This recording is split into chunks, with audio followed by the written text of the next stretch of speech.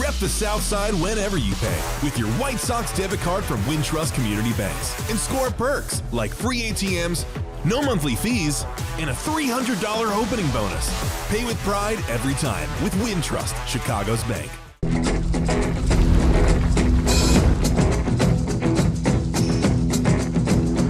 Hey everybody, it's Chuck Garfien. Welcome to the White Sox Podcast. It is brought to you as always by our great friends at Wintrust, Chicago's bank. Show your team pride with a White Sox debit card. Get yours at wintrust.com/Sox. Member FDIC, EHL lender. Okay, on the podcast today, it's a conversation with Jaden Fauske. He is the White Sox second-round draft pick, and he's not just a draft pick. He is a local kid. He's from Willowbrook. He went to Nazareth Academy, won back-to-back state titles in baseball and football. And the Sox drafted him in the second round, and he is here to talk about not only this opportunity he has with the White Sox organization, but the team he grew up loving. Die-hard White Sox fan. In fact, after our conversation, he told this story. Let's give you an idea of who Jaden Fauske is as a competitor and as a White Sox fan.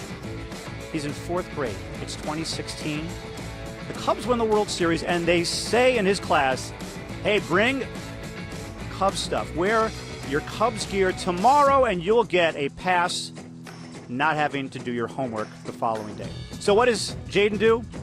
He shows up in class wearing White Sox gear because he's such a White Sox fan, and he did not get a homework pass. And as he's going to reveal here on the podcast, he hates the Cubs. Hated them then, hates them now, will probably forever. For that reason alone, I really, really hope Jaden Fauske gets to the majors and becomes a star. He's got all the star qualities. One of his mentors is Jim Thome. He's going to talk about that and more on the White Sox Podcast. My apologies to the Cubs. Here we go. All right, Jaden Fauske is with me. Jaden Fauske, White Sox fan. Oh, yeah. You grew up a White Sox fan, and here you are wearing a White Sox uniform, being a second-round draft pick. How does that feel? Feels great. I couldn't be happier to be here. So what was it like being a White Sox fan growing up? Who were your favorite players? �奧𝗶𝗶𝗟, Tim Anderson, �奧𝗶𝘃 𝗵𝗂, a lot of the older guys. Did you dream of this actually happening for you? Or did you feel like it was just, how can you dream this and have it be a reality? Getting drafted by the White Sox. It's pretty indescribable. I mean, growing up, coming to these games here, in these stands, watching the games, and dreaming about one day playing on the field here. So it feels amazing. Now, you were born in 2006. You just missed the World Series. 1 year after. One year after.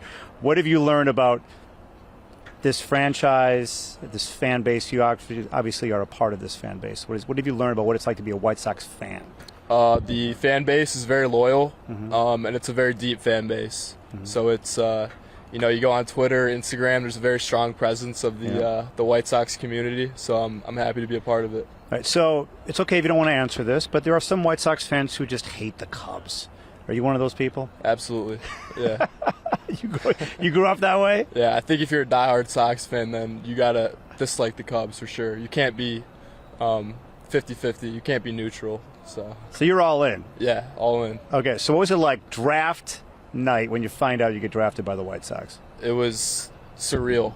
I mean, when found out that they were going to draft me, it was just it didn't sink in for a while. I don't think it was till the next day where I kind of like it all kind of came in, but it was a special feeling. So there's a photo that you put out on social media of you. I think you're 7 years old, something like that. That's what you look like.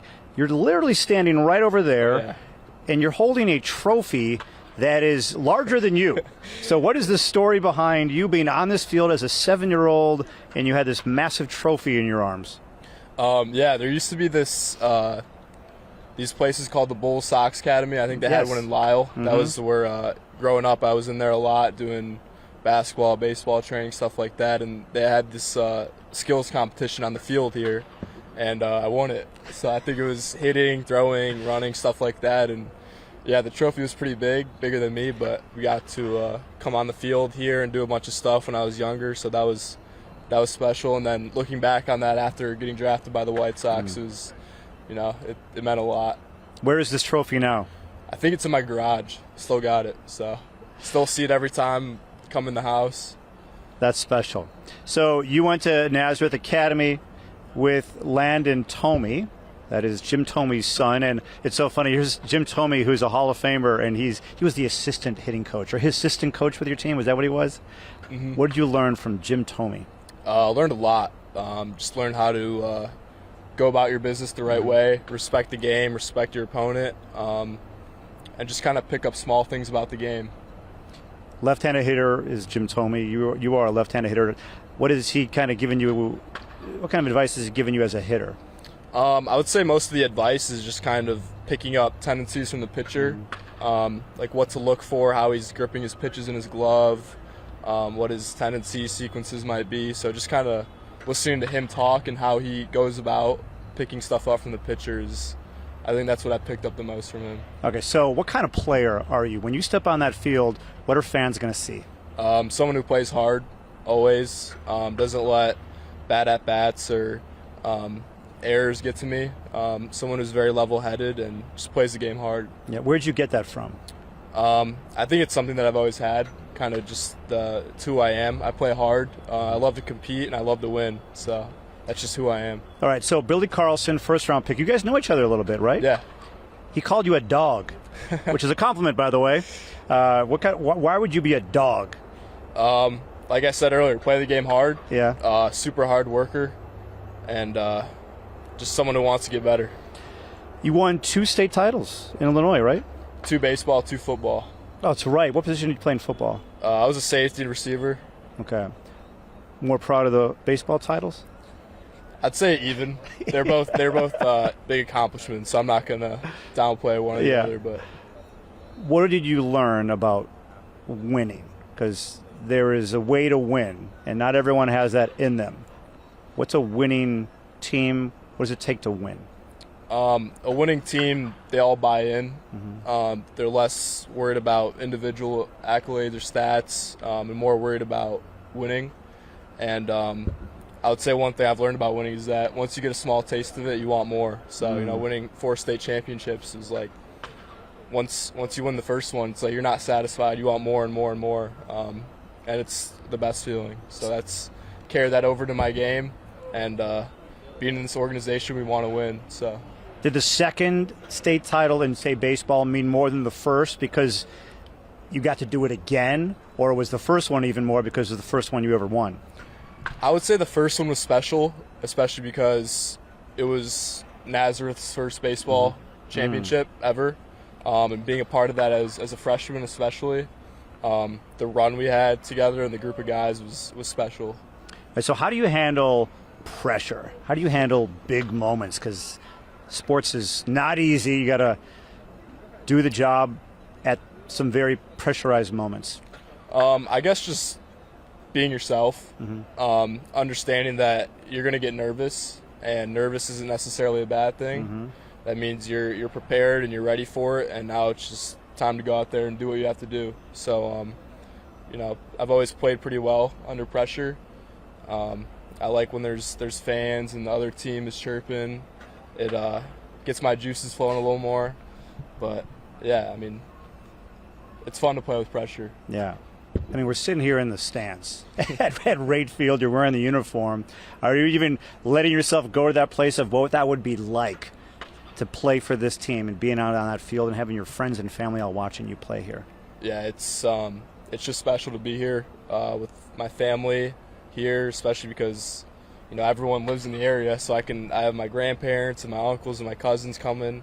But just walking through the clubhouse and the weight room and the training room, it's obviously in the organization now, but you think to yourself, like, I need to be here. I want to be here. So, were you here in 2021 when they were in the playoffs?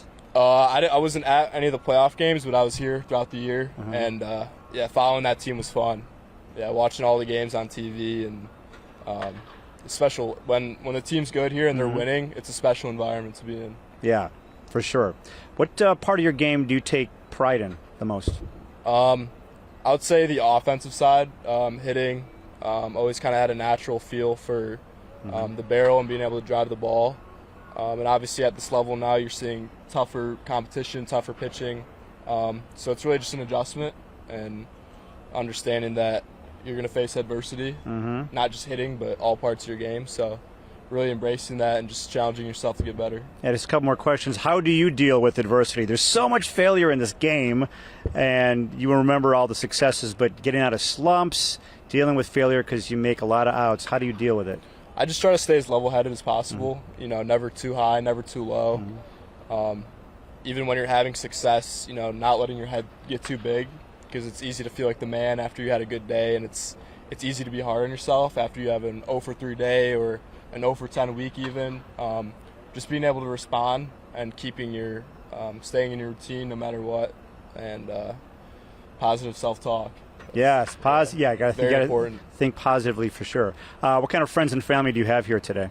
Right now I got my parents, my brother, some grandparents, and then I have some family friends coming later for the game too. So, what are your friends telling you about this? Like who are White Sox fans? Like, how are they even reacting to? Yeah, our friend who we grew up with is now drafted by the White Sox.